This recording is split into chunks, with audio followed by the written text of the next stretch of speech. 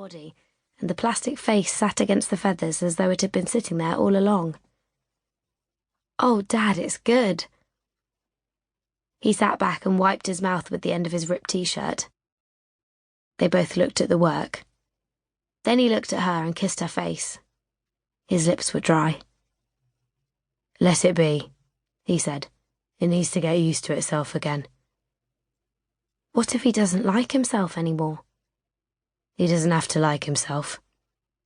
Why? He just needs to accept that there's no changing anything. He pulled the clock to his chest and took a screwdriver from the arm of the chair and twisted it into the clock face that sat above the small doors where the creature was learning to be different. Somewhere outside something chimed and turned and the wind made an ache. It felt as though it had come from a long way away. Dad hummed a song from the 70s. She watched his mouth close around the sound and open again. He cranked the back of the clock and the hands spun around and around and settled crooked on a number. He brought a carrier bag of rusted nails and metal treasures from a box and fished in there for other numbers that he had ripped from other clocks in other houses that she had never seen. He pulled out the new numbers 1 and 2 and 3 and pressed them against the clock face and nailed them in place next to the digits that had been there since the clock was made in 1980-something. He polished the numbers with his fingers and stuck his screwdriver into the middle of the clock, and then he listened at the little doors for the sound of... "What are you listening for?" He looked at her, and she looked at him. He moved his face aside and slipped his hand around her head and pulled her to the little doors and hushed her lips with his fingers. She closed her eyes. She heard it. It was the beating heart of the bird. Dad pointed to the numbers. "This one is a 6, he said. "What's that one?" "A 4. "And that?" 2. "This?" 15. Dorothy Gale was paused on the TV watching everything with sad, homesick eyes.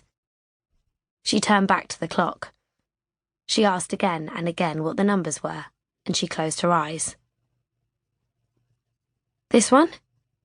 2, 3, 4, 26. "I can't do it." "Yes, you can." "I wanted to learn to read." "Telling time is better, it's more useful." "Why?" "Just listen." He pointed to the numbers and talked about the hands and the clock face and the bird with the new face that would come out every hour if it was ready to be good, and every 5 minutes if it felt like being bad. Depends on the clock. He told her that 1/4 was as good as 1/4, but not as kind as 1/2, and he told her that there were 39 hours in a day, but the nights were shorter, and that's why they didn't need much sleep. "There's too much work to do." "I know." He stepped away and fell back onto the settee and pulled his silky black hair out of his eyes and looked at the ceiling. Then he rummaged for she knew just what, and fell back into the long chase. He looked up and opened his mouth and sighed. She kissed his cheeks and turned back to Dorothy, who had been talking to her these last many days. She rewound the tape, played it again. The video was old and the player was lazy and the tape chucked the film around and it stopped and started on the TV, just like thoughts. "Look at my hands." "I see them, Dad." Dorothy sang and the light through the slat shifted and spilled over the boxes of junk and stacks of newspapers and table legs and rails of old stamps and clothes and marble-topped furniture and typewriters and old chipped cups and damp patches working up the walls and screws and piles of outside, and her own face, too, that was fixed upon the dusty TV screen. The room shrank. Her hand throbbed under the tight threads of t-shirt.